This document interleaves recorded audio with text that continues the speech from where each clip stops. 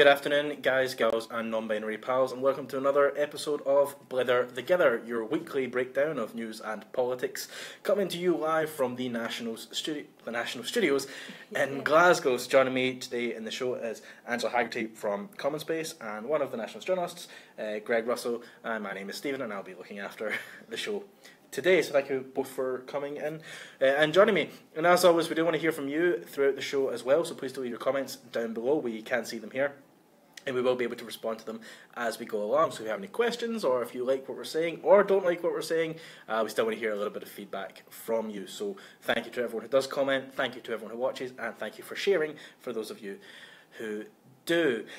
So it's been an interesting week. Yeah, we're British now. Really, we're not really European anymore, are we? No. We're just British. We're only British. That's what I'm taking away from it.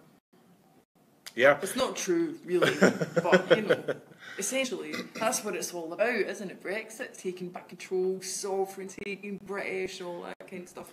But remember, kids, nationalism is bad. Unless it's the right kind of nationalism. And it's interesting, though, because we've talked a lot in the show about how we've got to kind of look at a lot of the reasons people voted for Brexit. And a lot of people voted for Brexit for quite complicated reasons, and maybe out of a sense of kind of frustration of not necessarily feeling like you have any control in your life. But there was an interesting YouGov poll that came out this week that actually kind of broke down a lot of the reasons or things people who voted to leave are in support of, and it's like crazy high numbers, like 50% in favour of we've got to bring back pounds and ounces, and we've got to bring back the dark blue passport covers. And I think in a way that almost reveals an interesting thing where, yeah, okay, maybe there is a degree of people who voted Brexit because they were frustrated and couldn't see another way of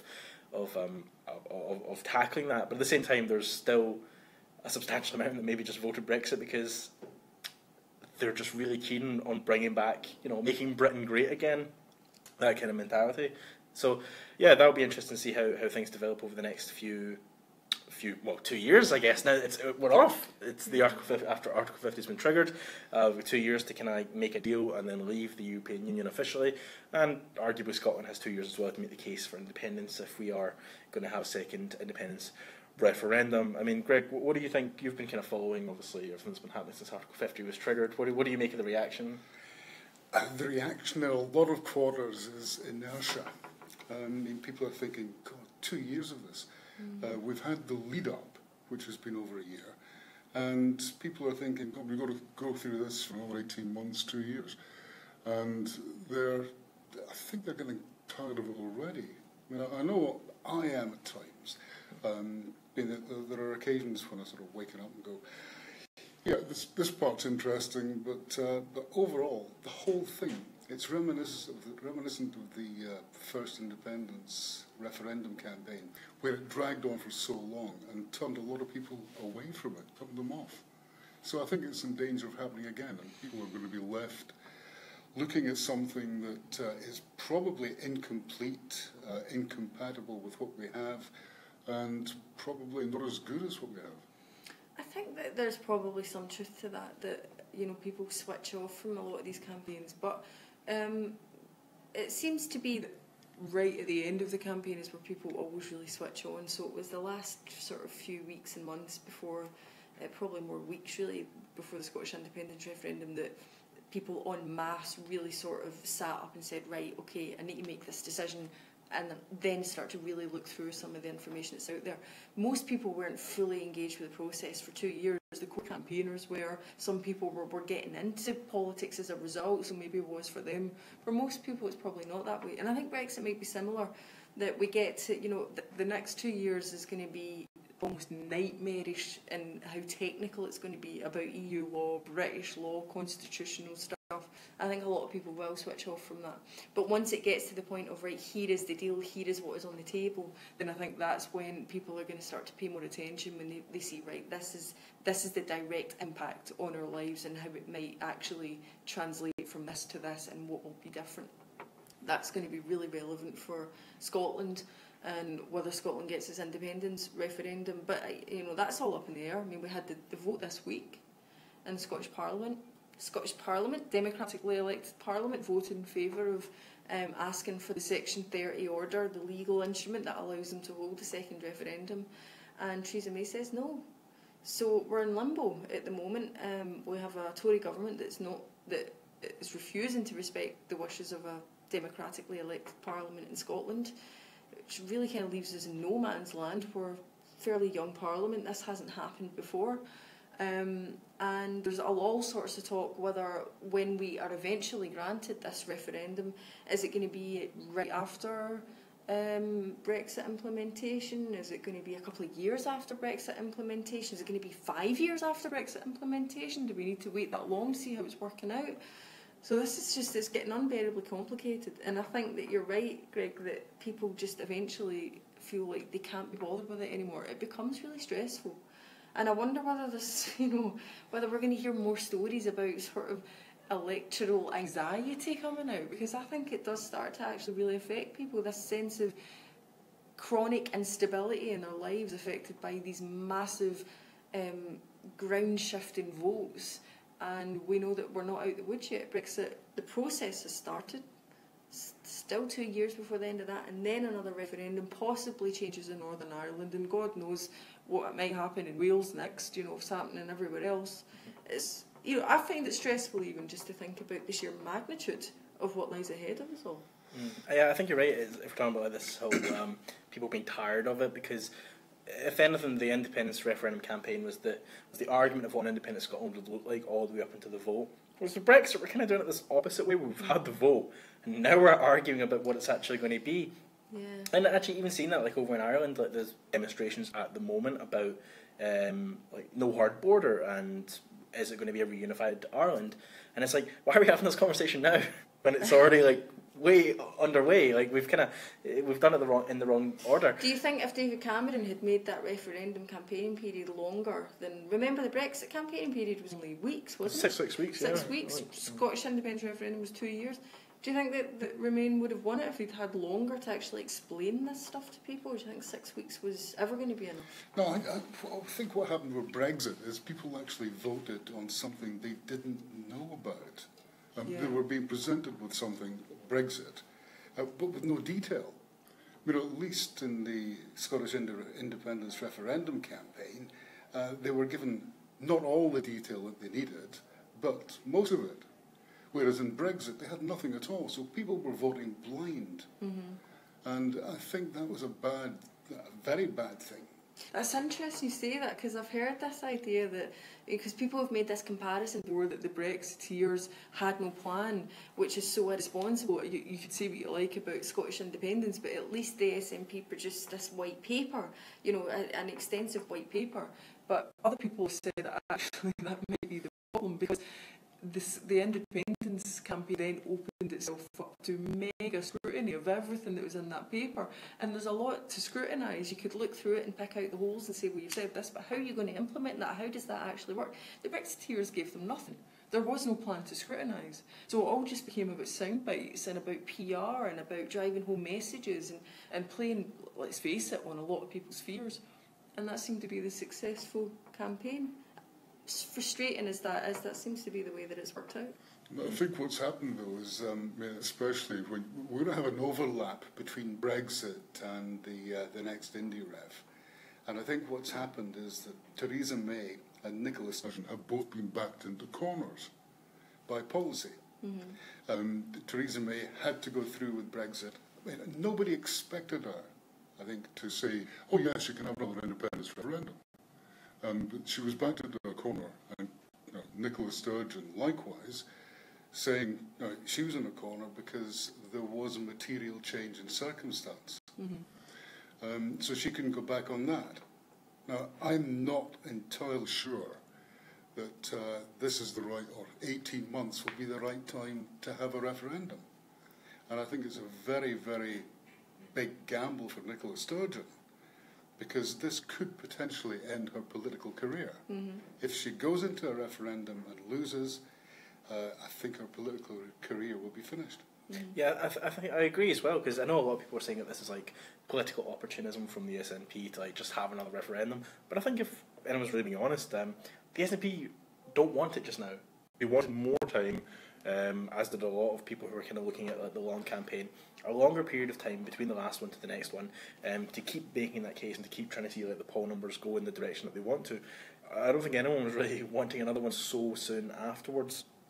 And in a way, Brexit has sort of pushed everyone into that corner with, well, the stuff we've talked about before of like the situation of basically Brexit happening, Scotland voting completely to remain, every part of it, and then the fact that manifesto commitments had been made by both the Greens and the SNP to look at a second referendum in the event of such a material change, and then the fact that as much as there was an effort to reconcile the two votes of remaining within the UK and finding a way to try and make Scotland's vote to remain in the EU compatible with the kind of whole Brexit plan that the SNP sent down to Westminster, but then having that completely ignored, it really did leave folk in a position where this is the only direction, unfortunately, we can take at the moment.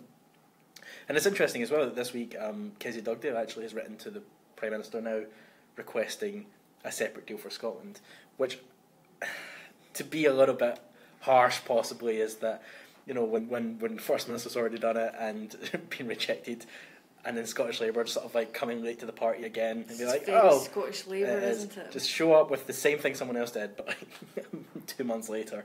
And I don't know what she thinks she's realistically going to be able to achieve with that, because that's been shot down already. And wait until after the vote anyway. But yeah, I think interestingly that as much as like the SNP and Theresa May have backed themselves into the corner, in this weird way Scottish Labour have as well, with the way that they've been approaching this, with like this thing of like, oh no, we have to have a separate deal for Scotland now, or all of their chat about federalism, where they specifically highlighted that the power structures in the UK are not working for anyone, which means that when they don't get federalism, which they won't, they're going to be left in this position where they have to accept that the UK is fundamentally broken and that nothing they are doing is going to fix that. Like they've put themselves in this corner where they can't win now.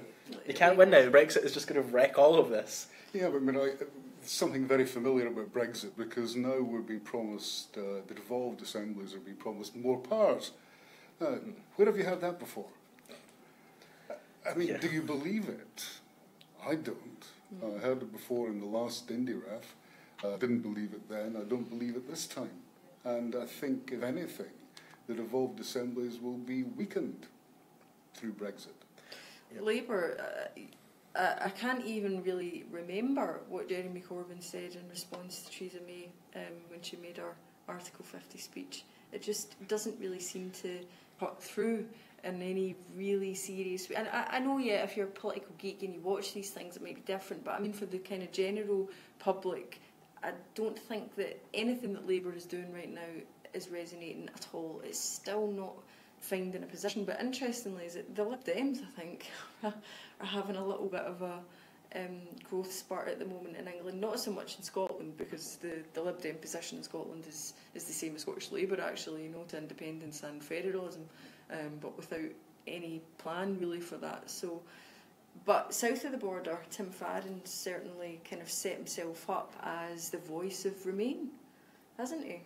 And that's 48% of the population of the UK. Let's remember, I mean, it was a very close vote. 48% of people in the UK do not want to leave the European Union. And they don't really have a very strong voice to represent them. And the Lib Dems are setting themselves up as that. And I think that's quite interesting to see how that goes. Yeah, it is.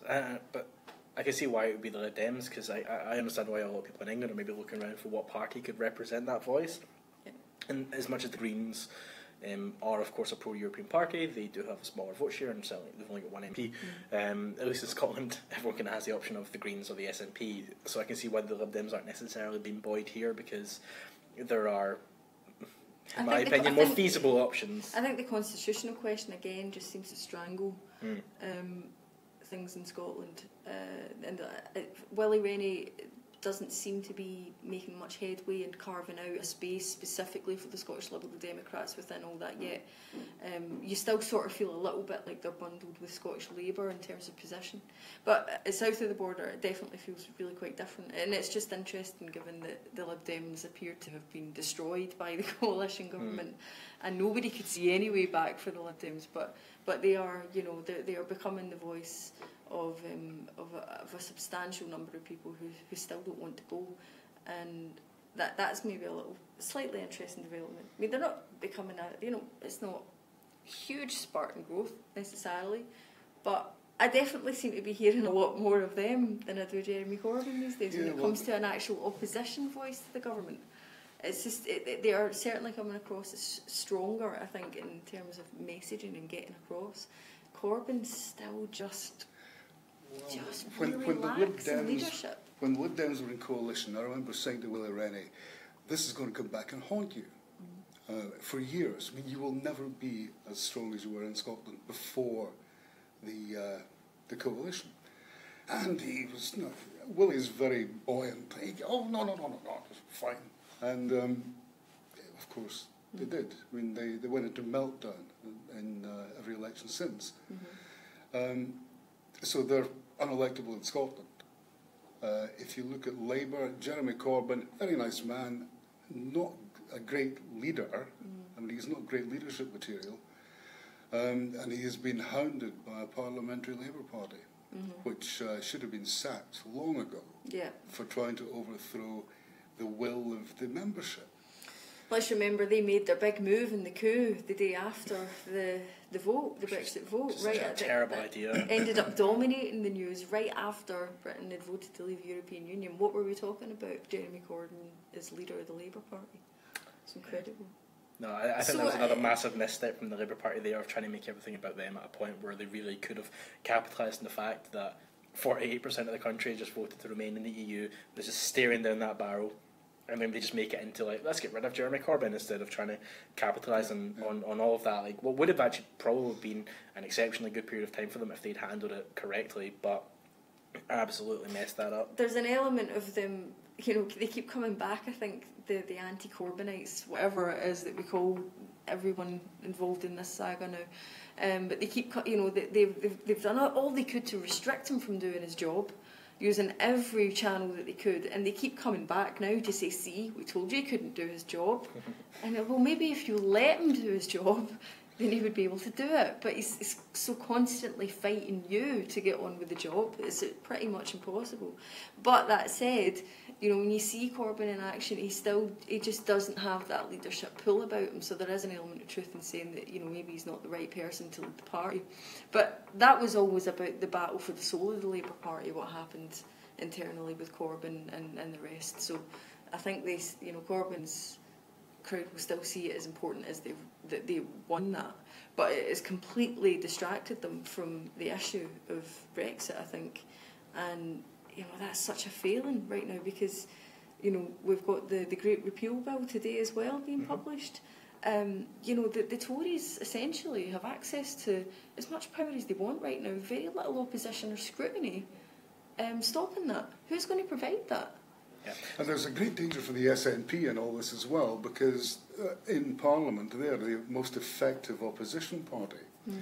And of course every time they stand up, Scotland this, Scotland that, and the phrase whinging jocks has been used on more than one occasion.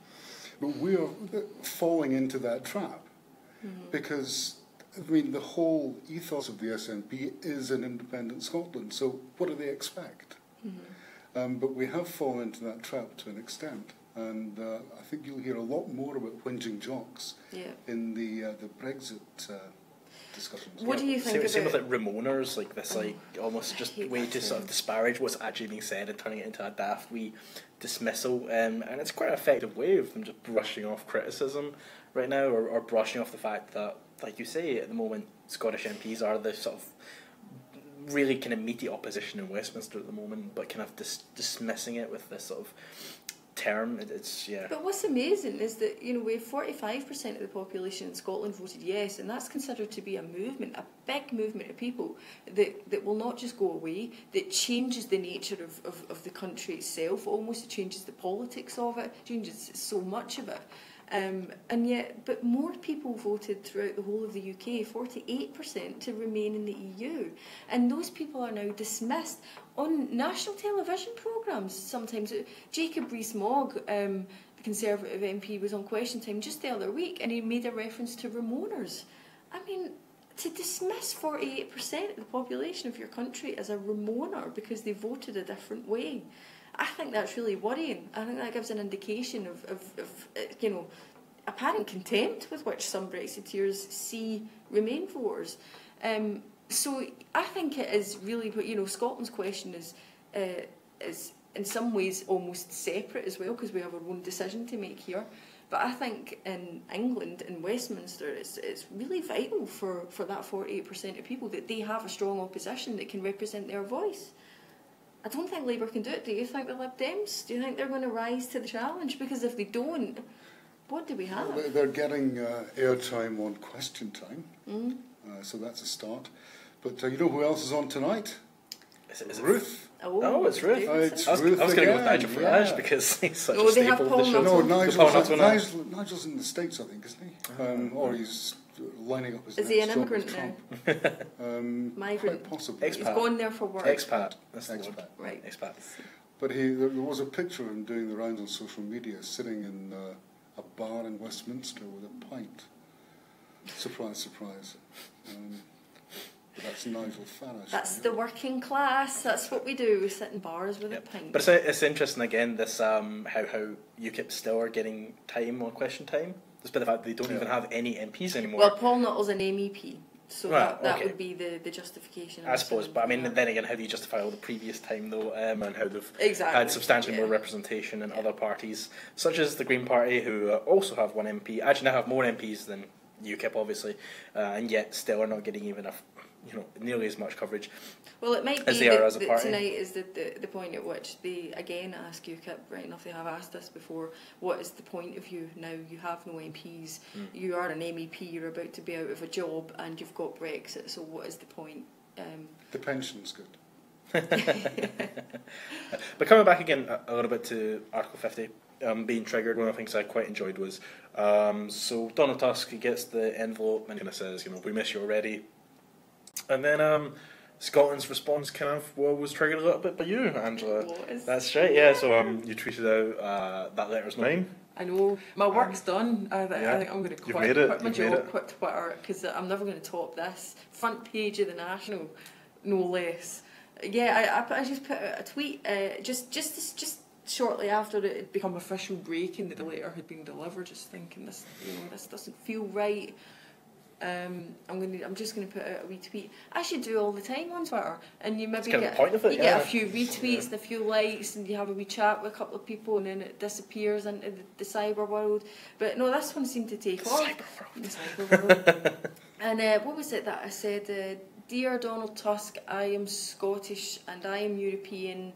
I live in a country which voted to remain in the European Union. That letter's no mine. And that phrase, that letter's no mine, seemed to just resonate with a lot of people as the way that they feel that letter's been delivered on behalf of people here, but they don't put their names to that. And so it just took off. The hashtag went everywhere and it started trending. And then the National picked it up. And then it was on the front page of the National. And apparently it even made it onto the BBC coverage. That's amazing. That was amazing. And it was beautiful because I looked through the hashtag last night, actually, when I got home late last night, and people from all over the UK had started using it. It wasn't just Scotland. It was interesting because we were making jokes yesterday. We saying that letter's no mine. There was a few people kept pointing out that the education system in Scotland was terrible because we'd left out a T and not, and I thought, okay, they don't get that. As soon as it crossed the border, it just became this question of that's not grammatically correct. Yeah. It's actually. But actually, the nice thing was that for all the people using it throughout the rest of the UK, they were all using the same one. Nobody changed it. They stuck to it, and I thought that was lovely.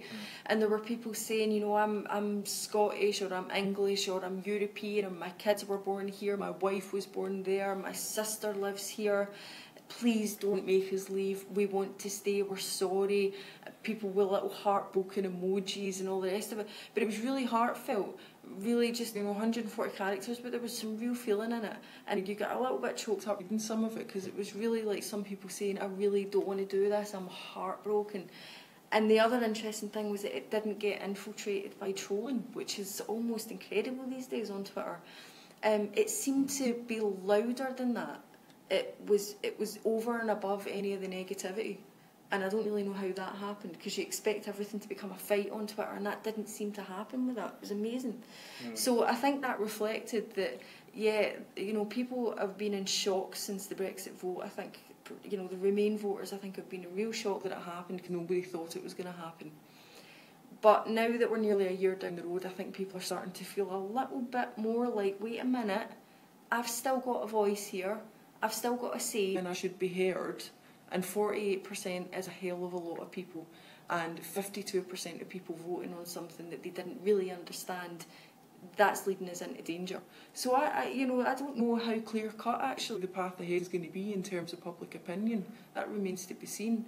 But I think it was nice for people in Scotland at least that they could, Scotland obviously voted Remain, for them to be able to say that letter that Theresa May has signed, it is not on our behalf, it's not in our name, that's not our letter. So I was really, really happy that that took off, and I hope it meant something to all the people that took part in it. It seemed to. So if you are just tuning in just now, you're watching Blether Thegither, which is the National's weekly news and politics show every Thursday at 3 p.m. As always, we do want to hear what you're thinking, so please do leave your comments down below throughout the show, because we are keeping a wee eye on them. So actually, to bring in some of the things from some of our viewers at the moment, Ian Marshall is saying that if you want to sell something, forget spending millions in advertising, just put an ad on the side of a bus. That's all it takes. Yep, that's pretty much it. So that's what we've learned. That's what we've learned. Just pap it instead of a bus. But actually, yeah, I guess it goes back to what you were chatting about earlier on. If I don't put too much detail into it, just get a catchy slogan on the side of a bus, and we'll go with it. So coming back to the bill that passed in Holyrood this week as well. So this was a bill that was passed on Tuesday. Yeah. Yep. Where basically parliamentarians in the Holyrood Parliament voted to seek a Section 30 order from Westminster. And for anyone who doesn't know what that is, the Section 30 order basically gives the power to hold a referendum from Westminster, and it devolves it to the Scottish Parliament temporarily, so that we can hold a referendum. So there was a debate over it, and ultimately the bill passed 69 votes to 59, with the Greens and the SNP voting for it, which now means that it is in fact essentially the democratic will of the Scottish Parliament.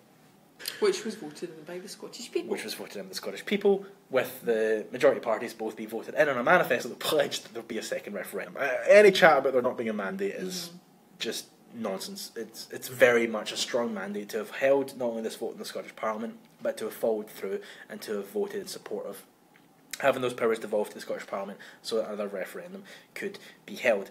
Obviously the consequences of that are going to be, I think, played out not so much off the back of the vote itself, but rather off the back of how it has been reacted, or the reaction from Westminster, which has been this continuation of this line from Theresa May of now is not the time, which I don't really think that's Theresa May's call so much. It's actually the call of the Scottish Parliament. Otherwise, there is a degree of overwriting the democratic will of the Parliament. I mean, Greg, do you think there's going to be any consequences from Westminster essentially just saying you're not allowed to do this thing that you've democratically voted for? Well, I find it archaic that we have to seek permission to hold a referendum. And I just don't understand that at all. And Theresa May, she's actually said no. She's dismissed it out of hand. The same way that she's been dismissing Scottish parliamentarians since she came into power. And I mean, if they had any support in Scotland, the consequences would be dire for the Tory party. But given that their support is so minimal, I can't see there being much change really. Otherwise, in Westminster, I think she's in for quite a roasting from the SNP opposition. But I don't know where they can go with it. It's a difficult one. As I say, I think it's archaic that we have to ask permission. Why? Because it's written in some statute from so many years ago.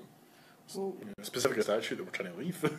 So, I mean, why do we need to particularly adhere to it? But I think... I mean, could we go in with Catalonia at that point, though, and hold a special referendum? Because the idea that people in Scotland or the SNP will just say, well, Theresa May says no, we just can't do it, that doesn't seem feasible either. So something will have to happen. The question is what it's going to be. The thing about the Catalan situation, the law referendum was a non-binding consultation, really.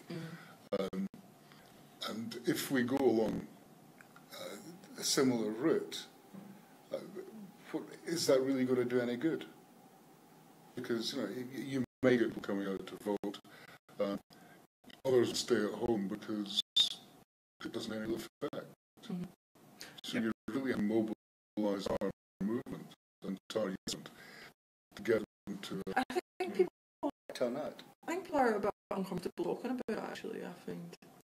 Because if we get to a situation where the Scottish Parliament, elected by people, has voted for this and is refused the powers to do so, like Westminster, then we've gone beyond democracy by that point.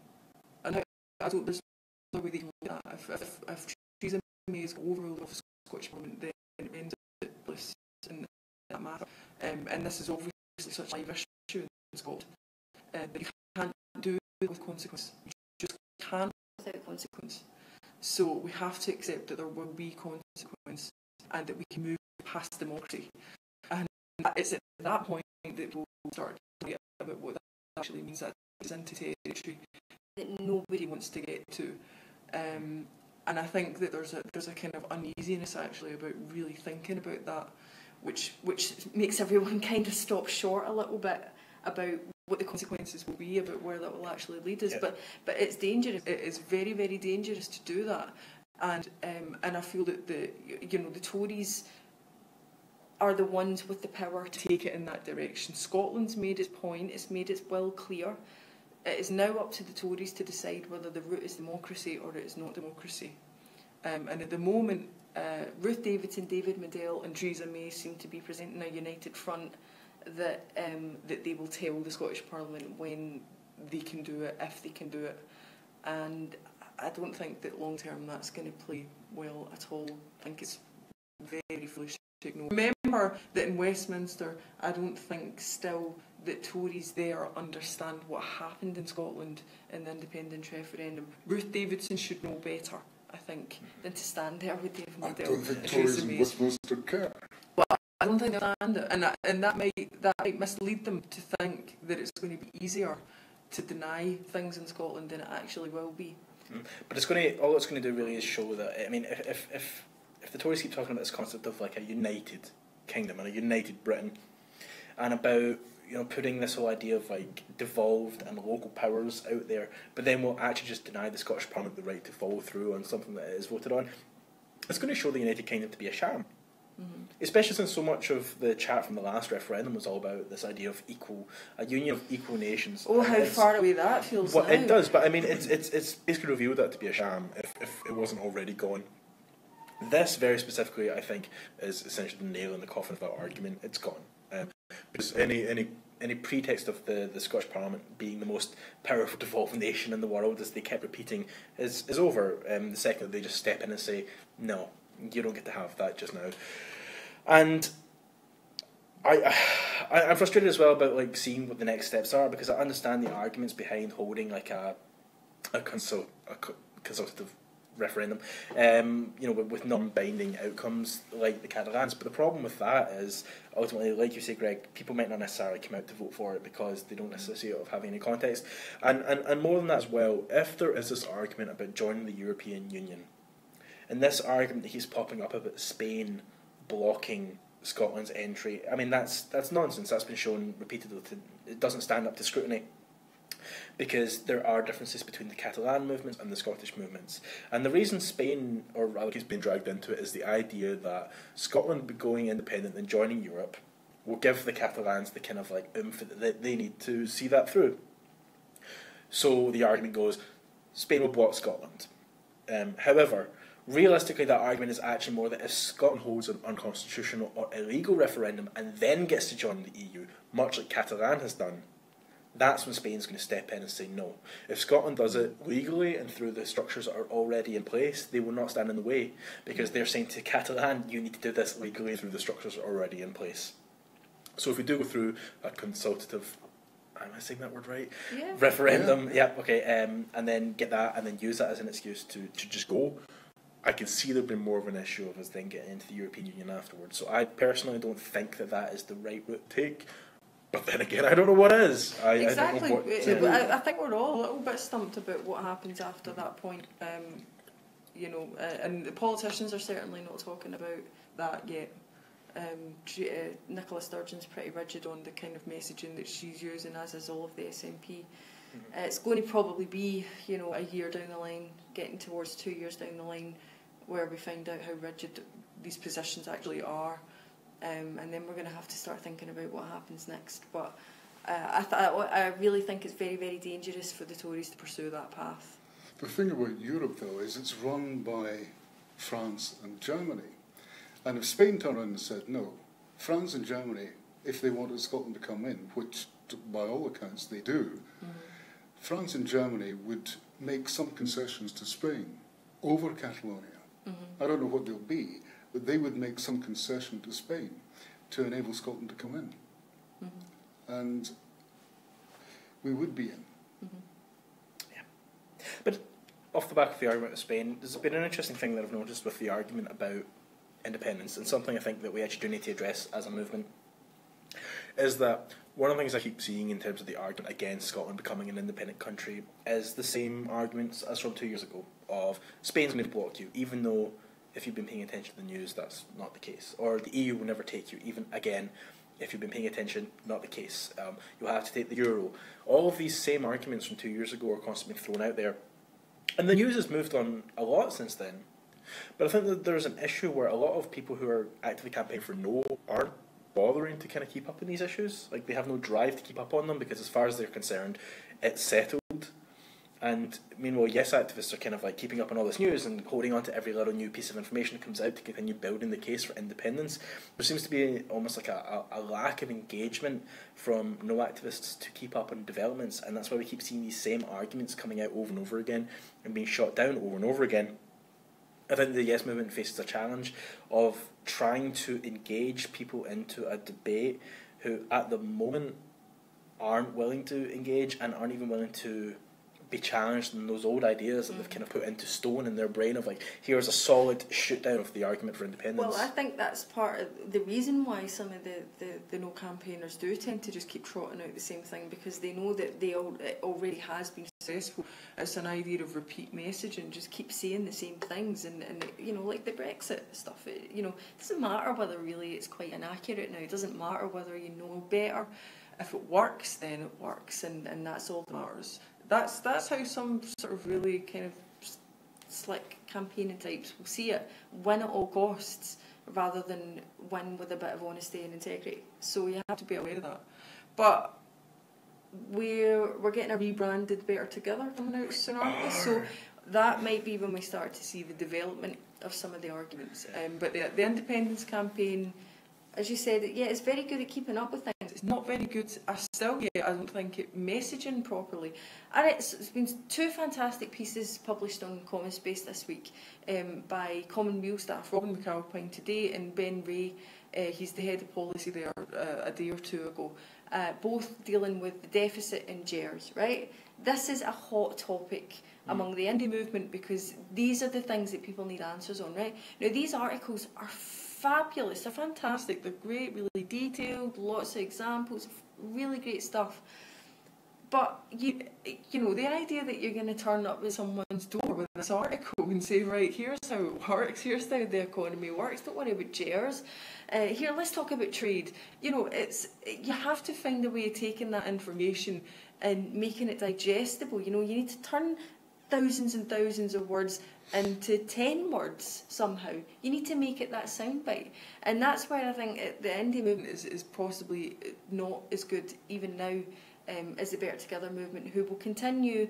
And the thing I think that they potentially have on their side that the indie movement I don't think does is that there does tend to be more of a win at all costs. You know, we called it Project Fear last time, but that's basically what we're saying there. Say whatever you have to say.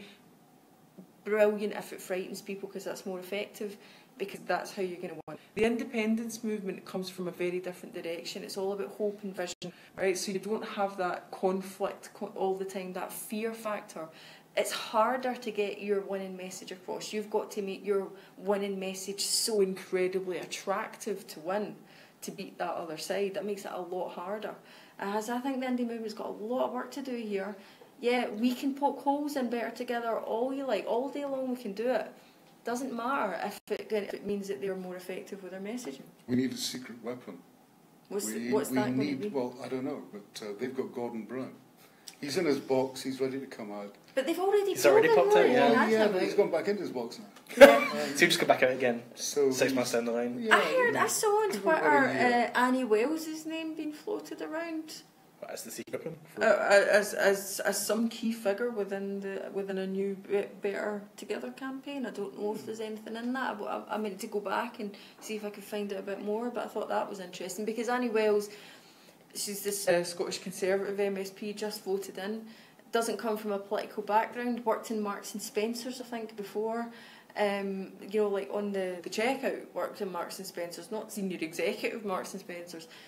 Comes from quite a working class background. So I wondered whether that might be a kind of Better Together trying to position herself to speak to the working class types of people that voted yes last time, to try and disrupt the yes vote, I feel like, because we know that 1 in 3 yes voters voted leave. So that might be a strategy of the Better Together campaign this time around, is just to disrupt the existing yes vote as well as the continued messaging. Yep. So I thought she actually would be an interesting choice if they would put her at the front. Okay, so we're starting to come towards the end of the programme. We've only got a few minutes left, but before we end, I do want to actually talk about this new Better Together that's kind of coming together. So I think it was Spectator reported in that the Tories, Labour and the Lib Dems are trying to come together to launch this new kind of group for the union. And again, I mean, you'd think Labour would have learned from the last time, but hey-ho. Anyway, we're going ahead. And the name it's apparently under is just brilliant. It's New Direction. And if that doesn't sound just an awful boy band, I don't know what is. I'm just thinking of all the Direction, not a memes. chain store, a clothing store. This new look. Is it new look? Yes. There's One Direction and there's new look. One and then when you Direction combine boy them, band, yeah. you get New Better Together Okay, campaign. yeah. It's just. I mean, it could be as well. It's just going to be rings a memes bell. for the next 2 years. Boy band memes. That's all we're going to have.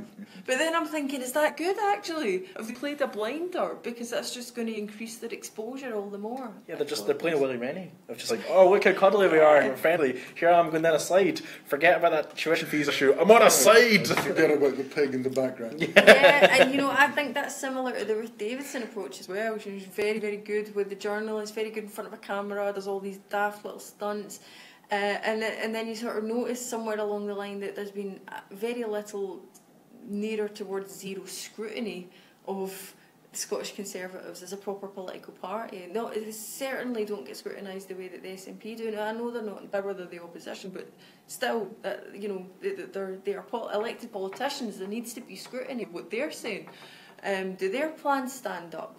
Do their ideas actually, have they been costed? Can they implement things? And you see very little of that in Scotland, very, very little of it.